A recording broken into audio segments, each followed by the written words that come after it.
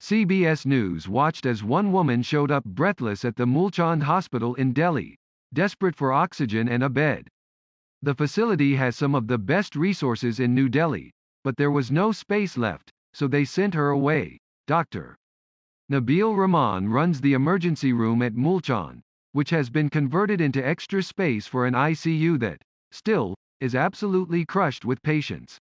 He told CBS News that his team had resorted to purchasing its own oxygen supplies privately, at massively inflated prices, amid a desperate national shortage. The patients in the expanded ICU are extremely sick, but they're also extremely lucky. In a country that's losing the battle against COVID-19, they're lucky to have oxygen, lucky to have access to doctors, and lucky to have beds in a hospital that's well over capacity.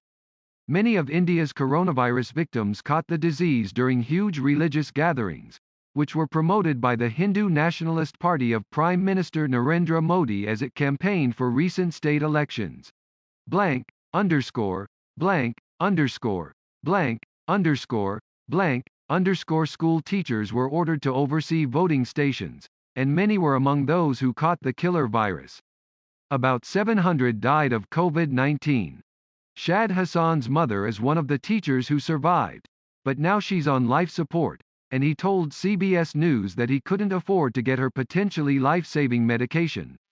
Like many Indians, Hassan blames India's government for the shortages, and for allowing the huge events to go ahead unchecked this spring, putting his mother and countless others at risk.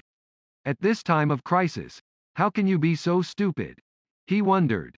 Hassan said he'd never forgive the country's leaders for missteps that he believes have left thousands to suffer. But for most working-class Indians, the situation is even more dire. People are literally dying in line, waiting to refill oxygen tanks.